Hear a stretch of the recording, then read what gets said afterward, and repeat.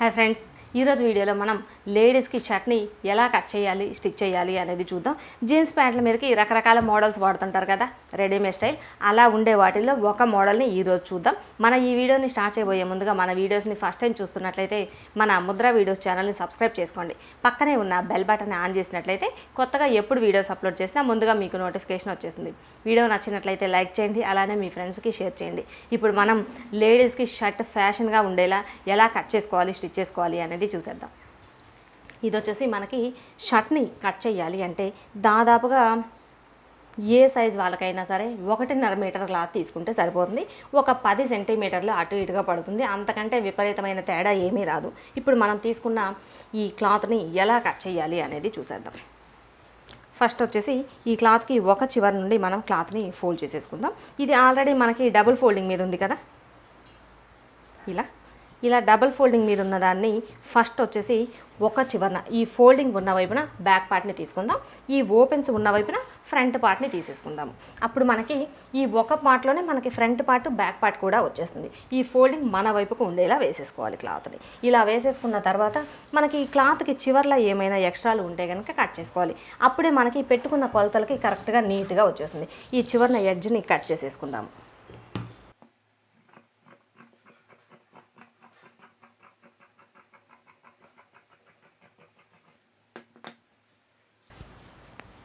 ఇలా కట్ చేసుకున్న తర్వాత ఇప్పుడు మనం మన దగ్గర ఉన్న కొలత షర్ట్ని తీసుకుందాము. నేనైతే ఆది షర్ట్తోనే కట్ చేస్తున్నాను. ఇలా వచ్చింది. సేమ్ ఇదే మోడల్ని మనము కట్ చేద్దాం. ఇది వచ్చేసి మనకి మధ్యలో ఎక్కడ ముడతలు రాకుండా చూసుకోవాలి. ఫస్ట్ వచ్చేసి బ్యాక్ పార్ట్ని మార్కింగ్ చేసుకుందాం. ఇలా ముడతలు రాకుండా చూసుకొని దీనిని సగానికి ఫోల్డ్ చేసేసుకోవాలి.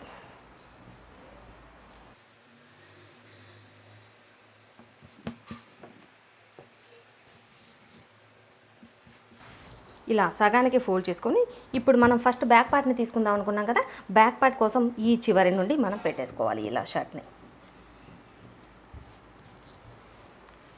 ఇలా మనకి మధ్యలో ఎక్కడ ముడతలు రాకుండా ఇది ఫోల్డ్ చేసేసుకొని సేమ్ ఇదే సైజులో మార్కింగ్ చేసేసుకోవాలి.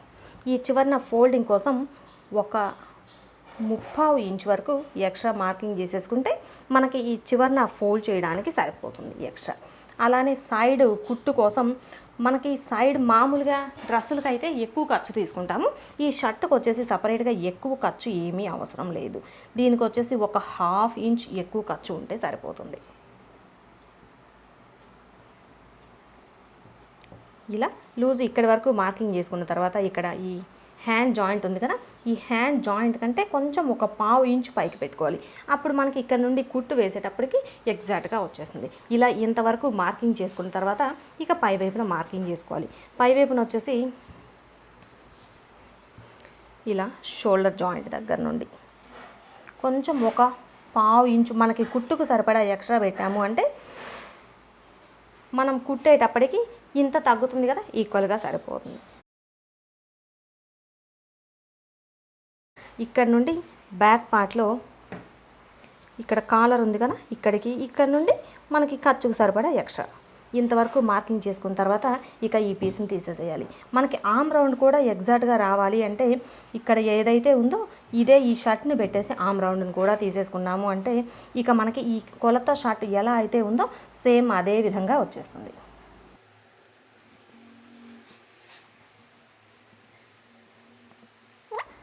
మన దగ్గర ఉన్న కొలత షర్ట్ని వేసేసుకొని సేమ్ ఇదే సైజులో మార్కింగ్ చేసేసుకోవాలి. మార్కింగ్ చేసుకున్న ఈ పీస్ని కట్ చేసుకోవాలి.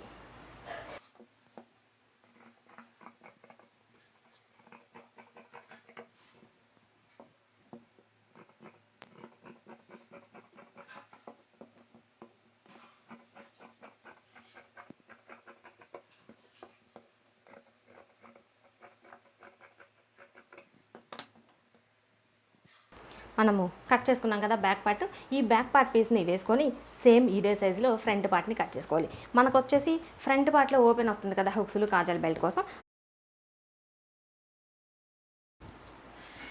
ఫ్రంట్ పార్ట్లో ఓపెన్ పెట్టడం కోసం ఈ ఓపెన్స్ ఉన్నాయి కదా, ఓపెన్స్ ఉన్న వైపున మనకి ఫ్రంట్ పార్ట్ వచ్చేలా వేసుకోవాలి. ఇలా వేసుకుంటే మనకి రెండు ఈక్వల్గా వచ్చేస్తుంది. దీనికి వచ్చేసి మనకి పై వైపున బెల్ట్ని ఫోల్డ్ చేయడం కోసం కొంచెం ఎక్స్ట్రా క్లాత్ని తీసుకోవాలి. కొంచెం అంటే సుమారుగా ఒక 1/2 ఇంచ్ ఉండేలా తీసుకుంటే సరిపోతుంది. ఇది మనకి ఖర్చులోకి వెళ్ళిపోతుంది. ఎక్స్ట్రా బెల్ట్ని స్టిచ్ చేసినప్పుడు ఇక మనకి బ్యాక్ పార్ట్ ఫ్రంట్ పార్ట్ ఈక్వల్గా వచ్చేస్తుంది. ఇలా వేసేసుకొని సేమ్ ఇదే సైజులో మార్కింగ్ చేసేసుకోవాలి. ఇది వచ్చేసి మనకి నార్మల్గా ప్లెయిన్ క్లాత్ అయితే కనుక ఇక చూసుకోవాల్సిన అవసరం లేదు. నార్మల్గా ప్లెయిన్ క్లాత్ అయితే ఎటువైపుని తీసుకున్నా మనకి ఒకేలా వచ్చేసింది. ఇలా చెక్స్ వచ్చినప్పుడు ఒకసారి చెక్స్ మనకి కరెక్ట్గా వచ్చిందా లేదా అనేది గమనించుకొని తీసుకుంటే మనకి షర్టు చూడటానికి బాగుంటుంది. ఇప్పుడు నేనైతే ఈ చివరి నుంచి వేసేసేయచ్చు. ఈ చెక్స్ ఇలా కరెక్ట్గా ఈక్వల్గా వస్తుంది అని చెప్పి క్లాత్ని కొంచెం ఇలా కిందకు జరిపి పెట్టేశాను. ఇప్పుడు మనకి సేమ్ ఇదే సైజులో మార్కింగ్ చేసేసుకోవాలి. ఇదే సైజులో మార్కింగ్ చేసుకొని కట్ చేసుకున్న తర్వాత అప్పుడు ఈ ఫ్రంట్ పార్ట్లో నెక్ని చూద్దాం మనం.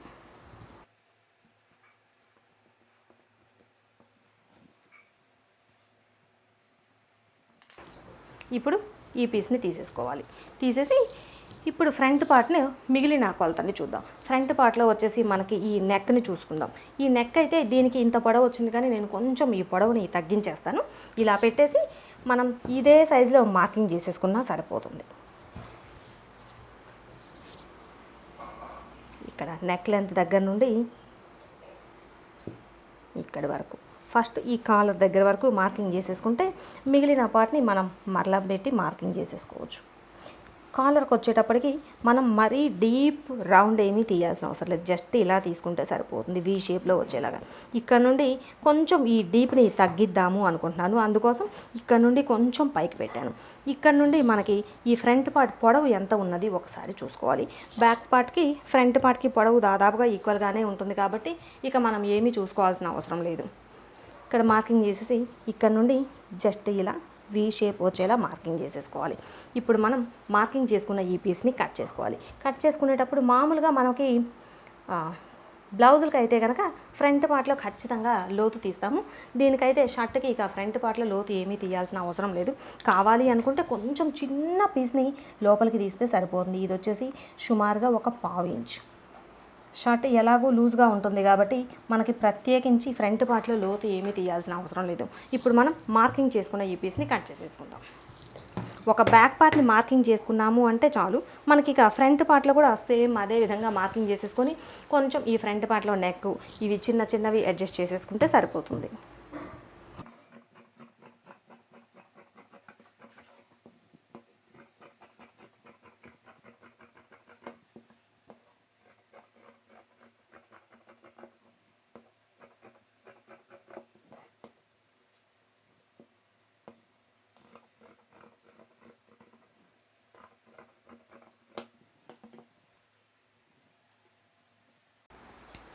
మనం కట్ చేసి పెట్టుకున్నాం కదా ఫ్రంట్ పార్ట్.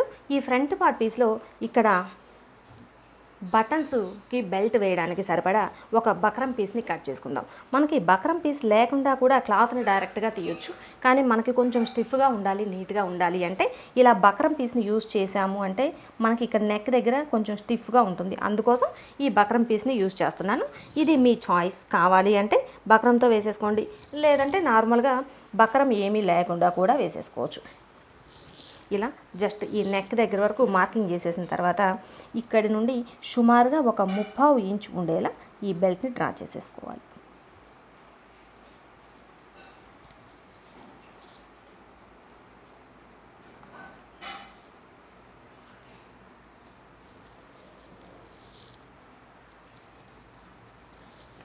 మార్కింగ్ చేసుకున్న ఈ పీస్ని కట్ చేసుకోవాలి.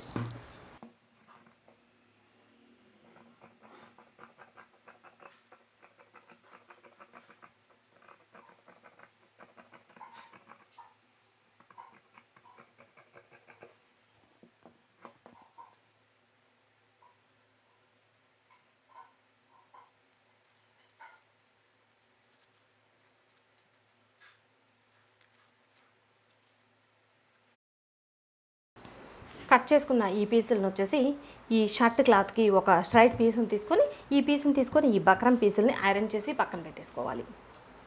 ఇలా ఇంతవరకు కట్ చేసుకున్న తర్వాత ఇక ఈ మిగిలిన పీస్లో హ్యాండ్స్ని తీసుకోవాలి. హ్యాండ్స్ వచ్చేసి మన చాయిస్. మనకి హాఫ్ హ్యాండ్ కావాలి అనుకుంటే హాఫ్ హ్యాండ్స్ పెట్టుకోవచ్చు, లేదా ఫుల్గా పెట్టుకోవాలి అనుకుంటే ఫుల్ హ్యాండ్స్ పెట్టుకోవచ్చు, లేదంటే ఇక్కడ వరకు 3/4 పెట్టుకోవాలంటే 3/4 మన చాయిస్.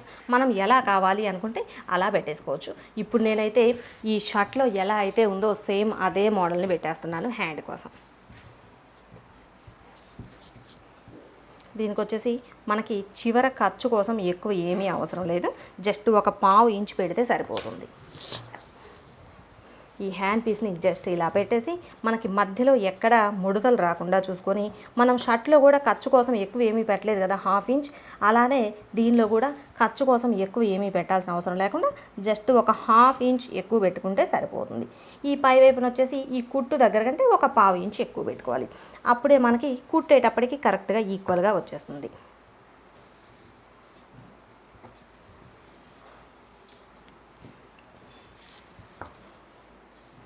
ఇలా మనకి ఈ హ్యాండ్ రౌండ్ ఎలా వస్తుందో అనుకున్నప్పుడు ఈ పీస్ని వేసేసుకొని ఈ పీస్ దగ్గర ఉన్న ప్రకారంగా మనం ఈ కర్వ్ని తీసుకున్నా కూడా మనకి సింపుల్గా వచ్చేసింది.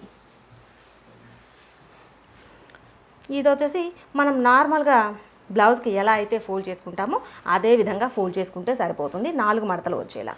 ఇప్పుడు మనం మార్కింగ్ చేసుకున్న ఈ పీస్ని కట్ చేసేసుకోవాలి.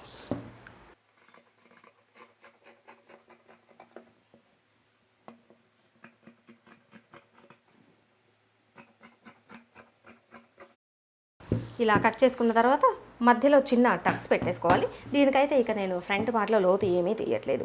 ఇలా ఇంతవరకు కట్ చేసుకున్న తర్వాత ఇక స్టిచ్చింగ్ ప్రాసెస్ని చూసేద్దాం. కాలర్ వచ్చేసి మనకి మొత్తం షర్ట్లో ఫ్రంట్ పార్ట్ బ్యాక్ పార్ట్ని జాయింట్ చేసిన తర్వాత మాత్రమే మనం కాలర్ని కట్ చేసుకోవడానికి వీలుగా ఉంటుంది. ఇలా మనకి అస్సలు స్టిచ్చింగ్లో అనుభవం లేకపోయినా సరే మన దగ్గర ఇలా కొలత షర్టు ఉంది అంటే ఈజీగానే మనం సేమ్ ఇదే సైజులో షర్ట్ని కట్ చేసుకోవచ్చు. ఇక మనం స్టిచ్చింగ్ని చూద్దాము.